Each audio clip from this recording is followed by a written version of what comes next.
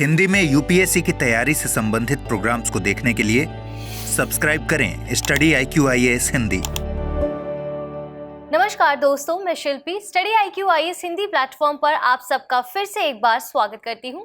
आज यहां पर हमारे साथ इस सेशन में उपस्थित हुए हैं अमरेंद्र पांडे सर, जो कि उन बच्चों के लिए स्पेसिफिक वो यहाँ पर आए हुए हैं जो यूपीएससी की तैयारी को बस अभी शुरू ही करना चाहते हैं। तो आइए उनका स्वागत करते हैं और इन गुत्थियों को थोड़ा यहाँ पर सुलझाते हैं। सर, आज के सेशन में आपका बहुत बहुत स्वागत है। धन्यवाद। बहुत मुश्किल से सर समय निकाल कर आए हैं, इतनी क्लासेस होने के बावजूद भी वो यहाँ हैं, तो बड़ी बात है हमारे लिए। तो छात्रों के लिए तो कभी भी कहीं भी। जी बिल्कुल सर, पहला प्रश्न ही जैसे मैंने बोला, जो बच्चे अभी बिल्कुल इनिशियल स्टेज में इनको लग रहा है कि हमें यूपीएससी की तैयारी करनी है, तो उस बच्चे को हम कैसे यूपीएससी समझाएं कि आखिर ये चीज क्या है? बिल्कुल, तो देखिए, एक तो सबसे पहली बात है कि कोई भी ऐसा बच्चा है नहीं जिन्होंने ये समझने का प्रयास नहीं किया अभी तक किसी भी माध्यम से कि यूपीएससी होता क्या है और करना कैसे है। क्योंकि यूट्यूब पे हजारों वीडियो केवल इसी पे है कि यूपीएससी करना कैसे है, यूपीएससी होता कैसे है, यूपीएससी कब से शुरू करनी है। तो इन सारी बातों का ज्ञान हर एक बच्चे के पास है कि करना क्या है। लेकिन उसमें भी प्रॉब्लम ये है कि बहुत सारा भटकाव भी है वहाँ पे। जैसे बहुत सारे ऐसे थंबनेल आपको देखने को मिलेंगे, 10 मिनट में करें यूपीएससी, 1 दिन में करें यूपीएससी, है ना। इस वीडियो को देख लिया तो आपका सारा डाउट हो जाएगा क्लियर, और जब खोलो वीडियो को तो एक भी डाउट क्लियर नहीं होता। तो ऐसे में क्या है कि बच्चा बहुत भटकाव में रहता है, छात्र बहुत परेशान है। और आजकल है भी ये कि यूट्यूब पे आप अगर 6 घंटा दे रहे हैं तो उसमें से बमुश्किल से 1 घंटा आपके उपयोगी चीज मिले, 6 घंटे बाकी 5 घंटे आपके लिए ऐसी ही अनुपयोगी चीजें मिलती हैं जिससे आपका खुद भी थकान होती है और आप फिर सोचते हो कि आखिर सही चीज क्या है। तो इसके लिए आपने जो ये इनिशिएटिव किया है, इसके लिए आपको बहुत बहुत धन्यवाद कि बच्चों तक वो चीजें जाएं जो वाकई में उनके लिए उपयोगी हो। तो सबसे पहले ऐसे छात्र जो बिल्कुल इनिशियल स्टेज से शुरुआत करना चाहते हैं, तो ऐसे कई तरीके के आजकल छात्र हैं। जैसे बहुत सारे ऐसे स्टूडेंट हैं जो आफ्टर 10+2 यहीं से वो शुरू करना चाहते हैं कि हम यूपीएससी की तैयारी करेंगे। उनके दिमाग में है कि यूपीएससी 2-3 साल तो लग ही जाते हैं, और ये ठीक भी बात है कि अगर आप यूपीएससी के प्रिपरेशन कर रहे हैं तो आपको यूपीएससी के साथ जैसे जैसे वो बदल रहा है, जैसे चल रहा है, इसके लिए आपको 1-2 साल का 3 साल का समय लगता ही है। तो ऐसे में जो 10+2 के बाद जो स्टूडेंट ये करना चाहते हैं उनके लिए सबसे पहले एनसीईआरटी पे जाना चाहिए कि जो एनसीईआरटी की बुकें जो उन लोगों ने एकेडमिक पढ़ी है, एक बार उसको यूपीएससी के सवालों के अकॉर्डिंग कॉम्पिटिटिव ढंग से पढ़ें। तो एनसीईआरटी पढ़ने के बाद एक चीज उनके समझ में आ जाती है कि जो सामान्य अध्ययन जो कि यूपीएससी का सिलेबस है उससे रिलेटेड जो बातें हैं, हिस्ट्री, ज्योग्राफी या एनवायरनमेंट या फिर इकोनॉमिक्स, तो उनका एक मोटा मोटा उनको ज्ञान हो जाता है।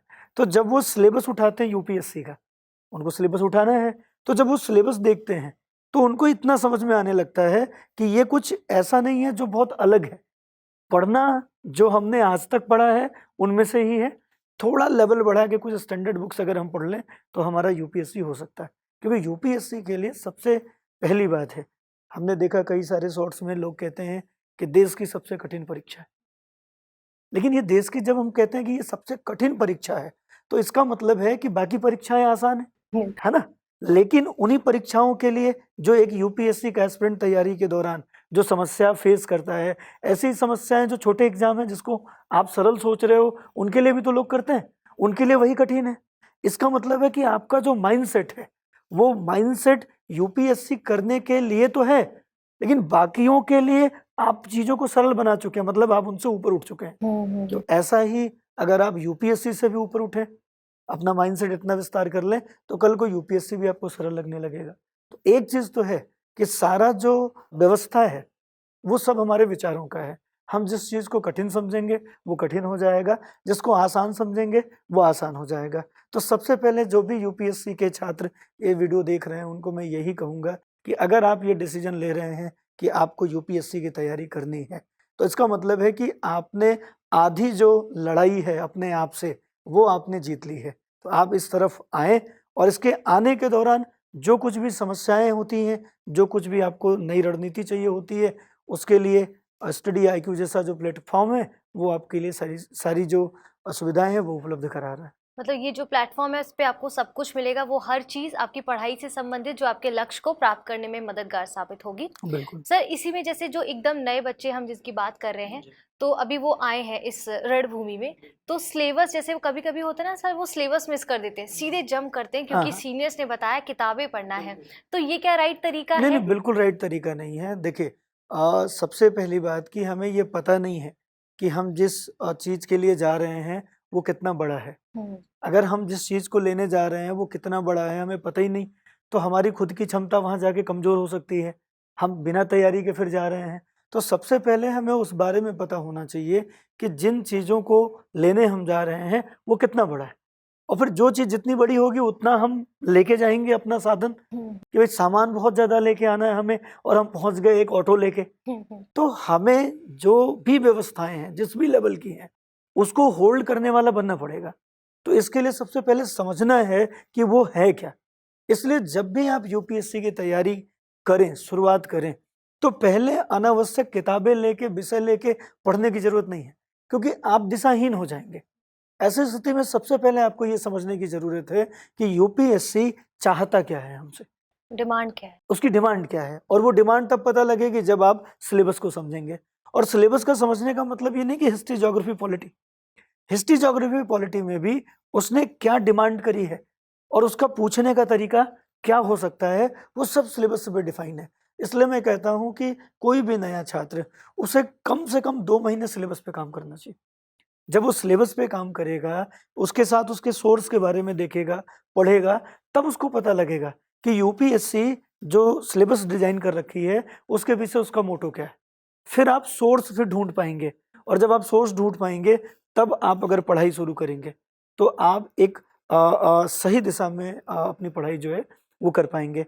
इसके लिए क्या होता है, तरीका क्या है पढ़ने का, इसको भी मैं अब लगे हाथ आप लोगों को समझा दूँ। कि जब भी आप यूपीएससी की तैयारी करें, सबसे पहले पाठ्यक्रम देखें। पाठ्यक्रम देखने के बाद फिर आप सोर्स जुटाएँ कि क्या राइट सोर्स है। अब प्रॉब्लम ये है कि राइट सोर्स क्या है, ये कैसे पता लगेगा? तो इसके लिए भी तरीका है कि राइट सोर्स के लिए आप पहले टॉपर्स की वीडियो देखें। जो सिलेक्टेड हमारे कैंडिडेट हैं, उनके वीडियो देखिए। तो आप 10-12 जब सिलेक्टेड कैंडिडेट के वीडियो देखेंगे, तो सबके में हर सब्जेक्ट पे कुछ कॉमन किताब निकल आएगी, जिसको सबने फॉलो किया है। तो ऑब्वियसली उन लोगों ने फॉलो किया है, उनको वो लाभ मिला है। एक लोगों को नहीं, कई सारे लोगों को। तो आप उस सोर्स को एथेंटिक सोर्स के रूप में मान सकते हैं। तो आप उन सोर्स को आप जो है अपने पन्ने पे नोट डाउन कर लीजिए। देन फिर कुछ प्लेटफ़ॉर्म के बारे में सर्च करिए, जो अच्छा मार्गदर्शन दे रहे हैं। फिर उस प्लेटफ़ॉर्म पे जो टीचर्स हैं, उनसे देखिए कि वो क्या सजेस्ट कर रहे हैं। आप देखोगे कि सब मिला-जुला के बहुत लिमिटेड कॉमन चीज़ निकल के आएगी, वही आपका राइट सोर्स है। तो उन सोर्स को आप जुटाएँ, उनसे पढ़ने की जो है वो तैयारी अपनी जो उनके साथ शुरू करें।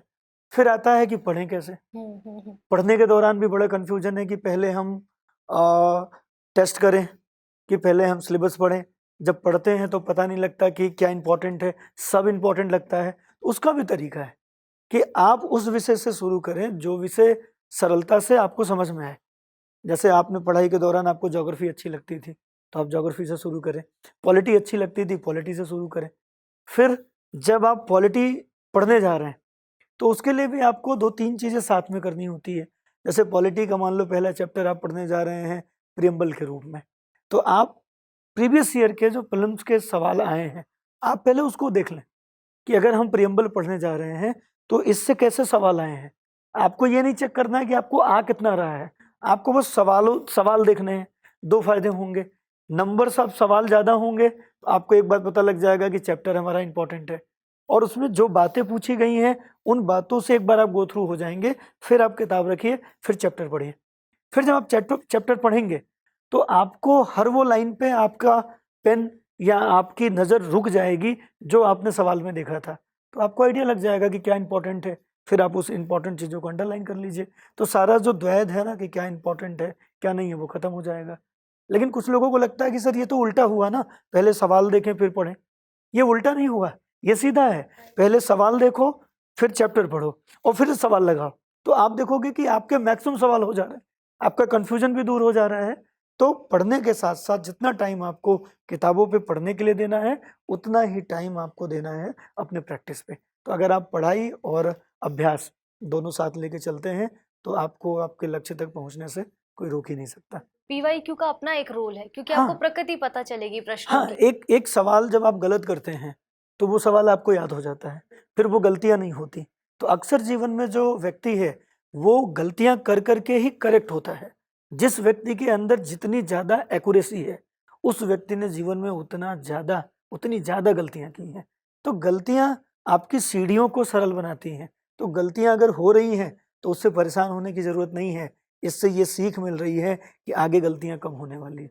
और कहीं ना कहीं गलतियों से आप सीख रहे हैं कि आप कुछ नया सीखने की क्षमता रखते हैं। सर, सिलेबस कितना एक रोल प्ले करता है करंट अफेयर्स को पढ़ने के लिए? हाँ, देखिए करंट अफेयर्स को लेके बहुत ज़्यादा छात्रों में कन्फ्यूजन है। आज छात्र जब अपनी तैयारी शुरू करता है तो वो जितना परंपरागत स्टैटिक्स विषयों पे समय देता है उससे ज़्यादा समय वो करंट अफेयर्स पे दे रहा है। जबकि करंट अफेयर्स का अगर रोल देखें तो उसका जो रोल है वो बमुश्किल से 20% के आसपास है, अगर परसेंटेज में बात करें, इससे ज़्यादा नहीं। इस बार भी अगर आप जब 2023 का जो पीटी हुआ था उस पीटी में अगर आप करंट अफेयर्स ढूंढोगे तो आपको केवल 4 सवाल मिलेंगे। और सोचो 4 सवाल के लिए आपने 1 साल का पूरी तैयारी का 50% हिस्सा करंट अफेयर्स को दिया। इससे आपको लाभ क्या हुआ? तो सबसे पहले तो करंट अफेयर्स को सेपरेट जो तैयार करने वाला जो आपका रणनीति है उससे आपको बचना होगा। आप जब पॉलिटी पढ़ रहे हैं, पॉलिटी के जब आप नोट्स बना रहे हैं तो उसी दौरान आपको पॉलिटी से रिलेटेड जितने भी करंट अफेयर्स हैं वो वहां पर आपको अपडेट कर देने चाहिए। वही करंट अफेयर्स है, उसी रूप में करंट अफेयर्स पूछा जा रहा है। तो मैक्सिमम जो आपका करंट अफेयर्स है जो आपको पढ़ना है उसमें से 70% करंट अफेयर्स आपके परंपरागत विषयों से जोड़ के आते हैं। केवल 30% ऐसा करंट अफेयर्स है जो सेपरेटली आपसे पूछा जाता है। और अगर मान लो आपने उसको नहीं भी किया तो मैं जिम्मेदारी के साथ कह सकता हूं कि वो 4 सवाल छोड़ के भी आप पीटी पास कर सकते। तो करंट अफेयर्स जरूरी है, लेकिन करंट अफेयर्स को आपको समझना होगा कि कौन सा करंट अफेयर्स यूपीएससी के दृष्टिकोण से इंपॉर्टेंट है। और बाकी अगर आप रेगुलरली पेपर भी पढ़ते हैं तो हमें लगता है कि यूपीएससी जो पूछता है आप उससे कर सकते हैं। जो व्यक्ति अपने इंटरेस्ट के लिए पेपर पढ़ रहा है, यूपीएससी के लिए नहीं पढ़ रहा है, जब यूपीएससी के करंट के सवाल देखता है तो वो भी कहता है कि ये तो हम भी बता सकते थे। तो इतना सरल है करंट अफेयर्स। लेकिन प्रॉब्लम ये है कि हम ऐसी ऐसी न्यूज को पढ़ते हैं जिनका कोई औचित्य नहीं है। भटकाव बहुत भटकाव है करंट अफेयर्स में। तो करंट अफेयर्स के लिए एक सही रणनीति ये हो सकती है कि जब आप अपने ट्रेडिशनल सब्जेक्ट को पढ़ते हैं, स्टैटिक्स पोर्शन को पढ़ते हैं, तो उसके साथ जोड़ के जो करंट अफेयर्स होता है उसको आप अपडेट कर लें। और साथ ही साथ एक कोई मैगजीन और एक न्यूज़पेपर जिसको आप डेली करते रहें। मैगजीन का टारगेट आपको 1 महीने में पूरा करने का होगा और न्यूज़पेपर का डेली आप पढ़ते रहें। तो 40-45 मिनट भी अगर आप न्यूज़पेपर देखते हैं तो थोड़े दिन बाद आपको ये लग जाएगा कि 40-45 मिनट में न्यूज़पेपर कंप्लीट हो जा रहा है। मैगजीन को भी अगर आप महीने में कर रहे हैं तो आपको मैगजीन भी कैसे पढ़ना है ये पता लग जाएगा। और 1 साल के बाद आप देखोगे कि इंपॉर्टेंट चीज़ें आप नोट करते जा रहे हो। करंट अफेयर्स के नोट्स जरूर बनाइएगा पॉइंट वाइज। 1 साल बाद आप देखोगे आपके पास 400-500 पेज का एक नोट्स हो गया और वो नोट्स आप इजीली कभी भी 3-4 घंटे में दोहरा सकते हो। लेकिन मैगजीन, पेपर नहीं दोहरा सकते। तो 2-3 चीज़ें हैं जो आपको रेगुलरली करना है। टेस्ट सीरीज खूब लगाना है आपको, टेस्ट से नहीं भागना है आपको। जो स्टैटिक्स पोर्शन के विषय हैं उसको एक बार तैयार करना है, मल्टीपल बार रिवीजन करना है और उसके साथ जो करंट अफेयर्स जुड़ता है उसको आपको जोड़ लेना है। तो आप देखोगे अलग से करंट अफेयर्स पढ़ने की जो आपकी समस्या है वो अपने आप ही सॉल्व हो जाएगी। बिल्कुल। तो चीजें सरल हैं, बस हमारे करने का ढंग थोड़ा सा बदलना चाहिए। और आप इसको और सरल बना सकते हैं हमारे प्लेटफॉर्म के साथ जुड़कर, क्योंकि हमारे यहाँ कई सारी वीडियोस न्यूज़पेपर रीडिंग को समझने की हो या करंट अफेयर्स को अपडेट करने की हो, हर तरह की वीडियोस हमारे प्लेटफॉर्म पर अवेलेबल हैं। आप उनको फॉलो करते रहिए। बैचेस हमारे शुरू हो चुके हैं, उस पर आप इनरोल करेंगे तो एक राइट डायरेक्शन मेंटोर्स के साथ हो, आपके टीचर्स के साथ हो, सबके साथ एक 1-to-1 कॉन्वर्सेशन आपका हो सकेगा। तो एक सही रणनीति, सही डायरेक्शन, सही मार्गदर्शन इस परीक्षा के लिए बहुत जरूरी है। बिल्कुल। हम ताकि लोग भटकाव से बच सके। P2I बैच की बात कर लें तो अभी 23 तारीख को ये बैच स्टार्ट हो रहा है। अभी 2-3 दिन ओरिएंटेशन सेशन चलेंगे और इसमें एडमिशन लेने की जो लास्ट डेट है वो 31 अगस्त है। मतलब इस बैच के साथ आप जुड़ सकते हैं। अब आपको बता दें कि इस बैच में एक्चुअल में है क्या। ये 2024 के लिए टारगेटेड बैच है।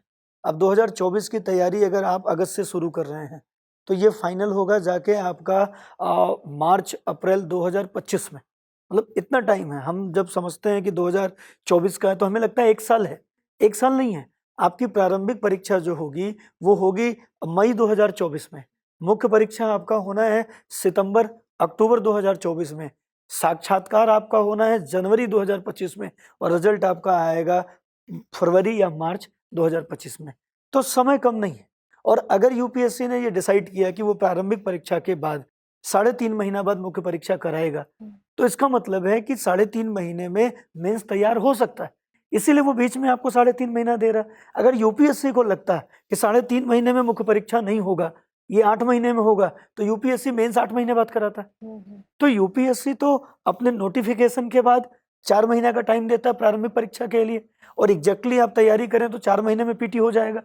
फिर वो आपको बीच में 3.5 महीने का समय दे रहा है मेंस के लिए, आप मेंस कर लो। फिर 2 महीने का समय दे रहा है वो आपको इंटरव्यू के लिए। तो तैयारी का तो वो समय आपको दे ही रहा है। और अगर इस तैयारी को अभी से थोड़ा प्री कर लें तो हमारे पास आसानी से तैयारी के साथ साथ रिवीजन प्रैक्टिस का भी टाइम मिल जाएगा। तो अभी जो अगस्त है, अगर आप यहाँ से बैच अपना पकड़ते हैं, स्टडी आईक्यू का P2I बैच है, इसमें एक मास्टर रणनीति है। सब कुछ लिखा है कि कब क्या आपको करना है। बिल्कुल। और एग्जैक्टली अगर हर व्यक्ति को जो जिस टाइम पे करना है, सही टाइम पे, अगर वो सही टाइम पे करे तो होगा वही जो परिणाम आपने अपेक्षा किया। बीच में अगर भटकाव हुआ तो वो परिणाम नहीं होगा जो आप चाहते हैं। P2I बैच कहता है कि अगस्त में अगर आप एडमिशन लेते हैं तो आपको हम अगस्त से लेकर जनवरी तक आपको हम प्री कम मेंस पढ़ाएंगे। सिलेबस भी कुछ ऐसा डिफाइन है कि कुछ चीजें प्री कम मेंस दोनों में आती हैं और कुछ बातें जो हैं वो प्योरली मेंस में आती हैं। तो हम अगस्त से लेके जनवरी तक जो प्री कम मेंस है उसको हम कंप्लीट करेंगे, और उसके बाद हम जनवरी से लेके अप्रैल तक आपको केवल पीटी फोकस कराएंगे। आपका टेस्ट कराएंगे, आपकी प्रैक्टिस कराएंगे, और आपका जो करंट अफेयर्स ट्रेडिशनल सब्जेक्ट का है उसको जोड़ेंगे। उसको स्टडी आईक्यू SIP कहता है, सक्सेस इन फिल्म्स। तो 4 महीने का पूरा प्रोग्राम आपका SIP का होता है, सक्सेस इन फिल्म्स का, जिसमें हम चाहते हैं कि आप तैयार हो जाओ और पीटी कर लो। और जब तक पीटी नहीं करोगे आपको मुख्य परीक्षा का कभी भी एंट्री नहीं मिलेगी। तो पीटी पास करना भी उतना जरूरी है जितना मेंस में अच्छे नंबर लाना जरूरी है। तो इसलिए पीटी का आपका तैयार हो जाएगा, आप प्रीलिम्स पास हो जाते हो। एक और अच्छी बात है कि जैसे आप प्रीलिम्स पास होते हो, स्टडी आईक्यू P2I बैच में आपको दिल्ली बुलाता है, अपने वेन्यू पे आपके रहने का, खाने का, आपकी पढ़ाई का, ऑफलाइन मॉडल में मेंस की तैयारी का पूरा खर्चा वहन करता है। आपको कहीं कुछ नहीं देना है अगर आप P2I बैच से जुड़ते हैं तो। और मेंस के बाद आपके प्रैक्टिस जो सेट हैं वो भी उसमें इंक्लूडेड है। और इतना अगर आपको मेंस कराया जा रहा है तो ऑब्वियसली आप मेंस पास कर जाएंगे। और साक्षात्कार के लिए, फिर साक्षात्कार के लिए भी maximum mock free of cost organise कराता है स्टडी आईक्यू। आप मॉक में बैठिए, फाइनल रिजल्ट आपका जो है वो 2025 का आपके हाथ में होगा। तो तैयारी की जो एक सही रणनीति है, ऐसा नहीं स्टडी आईक्यू कह रहा है कि ऐसा करना है, ऐसा स्टडी आईक्यू कराएगा। बस इसके लिए क्या होगा कि जरूरत इस बात की है कि आपका इनरोलमेंट P2I बैच के साथ होना चाहिए। अगर P2I बैच के साथ आप हैं तो आप दिल्ली में रह के सारी ऑफलाइन तैयारी जो यूपीएससी की है वो स्टडी आईक्यू के साथ कर सकते हैं। तो ये विशेष बात है जी। ये सारी सुविधाएं आप ही के लिए ही हैं, बिल्कुल। बस आप कैसे इस्तेमाल करना चाहते हैं वो बहुत मैटर करता है। सर, जैसे हम बैचेस की जो बात कर रहे थे, अगर हम स्पेसिफिक आपके विषय की बात करें, बिल्कुल। जैसे पॉलिटी या एथिक्स जी, की हम बात जी। करते हैं, तो उसमें क्या रणनीति आपको पढ़ाने के लिए भी आप देखिए, सोच रहे अभी हैं? तक मैंने जो बैचेस यहाँ पे जो शुरू किया है, अभी तक मैंने 5 बैचेस कंप्लीट किए हैं। और शेड्यूल जो होता है बैच का, बैच टाइम वो 3 घंटे का होता है। अगर आप मेरे साथ जुड़ते हैं तो इवनिंग में जो बैचेस हैं वो 6 बजे से चलते हैं। तो 6 से 9 उसका टाइम है, और जनरली वो 9:30 तक होता है, क्योंकि आधे घंटे का डाउट सेशन भी होता है। तो जनरली क्लास हम लोग 2.25 घंटे से लेके 3.5 घंटे के बीच में पढ़ाते हैं। और इसमें एक निश्चित शेड्यूल होता है कि हमारे पास इस डेट से लेके इस डेट तक का टाइम है, इसमें पॉलिटी खत्म होना है। और उसमें जब पढ़ाया जाता है तो उसमें प्रारंभिक परीक्षा प्रीलिम्स को फोकस किया जाता है, मेंस किया जाता है, और जो चैप्टर जैसे पढ़ाया जाता है उस चैप्टर के आपको कंप्लीट नोट्स जाते हैं। साथ ही साथ पढ़ाई के दौरान आप अपना भी नोट्स बना रहे होते हैं। आपको उसकी स्टडी आईक्यू को जो स्पेशल प्री कम मेंस की बुक है वो आपको जाती है, और पढ़ाई के दौरान आप अपने सारे डाउट टीचर से पूछ सकते हैं। इसके अलावा आपको स्पेशली मेंटर मिलते हैं उसी टॉपिक पे। जो टॉपिक आपने पढ़ा है उस टॉपिक का पर डे आपको MCQ मिलता है। पर डे जो टॉपिक आपने पढ़ा उसका MCQ मिलता है। हर दिन हम लोग 2-3 सवालों पे डिस्कस करते हैं मेंस के। साथ ही साथ हर दिन जो चैप्टर पढ़ाया गया है उस चैप्टर से संबंधित एक प्रश्न दिया जाता है मेंस का। उसको लिख के आप हमारे टीम को भेजते हैं। हमारे टीम में स्पेशल ऐसे लोग हैं जिन्होंने 2-3 इंटरव्यू दिए हैं, मेंस किए हैं, उनके द्वारा आपकी कॉपियाँ चेक होती हैं, फिर आपको फीडबैक जाता है। केवल फीडबैक ही नहीं जाता, फीडबैक के साथ साथ उस मेंस के सवाल का मॉडल आंसर भी जाता है। तो आप अगर पढ़ते हैं, जब जैसे पॉलिटी आप पढ़ रहे हैं, तो पॉलिटी में एक दिन में 6 घंटे से 7 घंटे के आसपास का जो काम है वो हम लोग छात्रों से लेते हैं। तो सोचो आप 7 घंटे पॉलिटी और 40 दिन अगर पॉलिटी चल गई तो 40 दिन में बच्चे के पास पॉलिटी में विशेषकर जो कॉन्स्टिट्यूशन वाला पार्ट है उसमें पढ़ने के लिए कुछ बचता ही नहीं। बिल्कुल बिल्कुल। और फिर वो मुझे मैसेज करता है कि सर अब तो लगता है कि पॉलिटी में कुछ दम ही नहीं है, सारे सवाल प्रीवियस ईयर के मेरे हो जा रहे हैं। अभी दोस्त से हम जब बात करते हैं तो उसको लगता है कि तुमको पॉलिटी इतनी अच्छी कैसे आती है।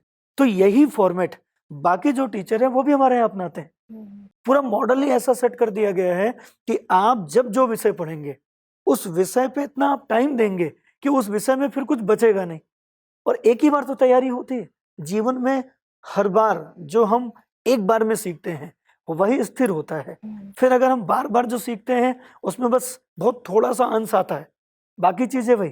तो तैयारी जीवन में एक बार होती है, तो अगर वो एक बार की तैयारी ही अब पूरी हो गई तो हमें बार बार उसमें कॉपी पेस्ट करने की या कुछ चीज़ों को मिटा के ऐड करने की ज़रूरत नहीं है। तो सही तैयारी एक बार में ही होती है और वो सही प्लेटफॉर्म, सही मार्गदर्शन के साथ ही हो सकती है। अगर मार्गदर्शन हमारा कमज़ोर हुआ, प्लेटफॉर्म हमारा कमज़ोर हुआ, रणनीति हमारी कमज़ोर हुई, तो फिर हम परिणाम तक नहीं पहुंच पाते। फिर उसके लिए फिर कई साल हमें जो है सुधारने में लग जाता है। तो जो तैयारी आपकी है वो सही मार्गदर्शन में, सही रणनीति में और सही मेहनत के साथ हो पाए, इसके लिए मुझे लगता है कि आपको स्टडी आईक्यू के प्लेटफॉर्म के साथ जुड़ना चाहिए। और जिस भी रूप में आप स्टडी आईक्यू से मदद चाहते हो, स्टडी आईक्यू हमेशा तैयार रहता है जी। तो आप सभी के लिए ये जो नए नए बैचेस लाए जा रहे हैं, अभी तक जो बैचेस शुरू किए जा चुके हैं उसमें बच्चों के काफ़ी अच्छे फीडबैक्स हैं। तो अगर आप भी अपनी सक्सेस को और पुख्ता करना चाहते हैं और निरंतर हमारे साथ जुड़े रहते हैं तो वो नामुमकिन बिल्कुल नहीं होगा। तो जल्द मिलेंगे अगले सेशन में। फिलहाल के लिए सेशन को यहाँ पर समाप्त करते हैं। जल्द मिलेंगे एक और नए सेशन में एक नए शख्स के साथ। तब तक के लिए धन्यवाद। हिंदी में यूपीएससी की तैयारी से संबंधित प्रोग्राम्स को देखने के लिए सब्सक्राइब करें स्टडी IQ IAS हिंदी।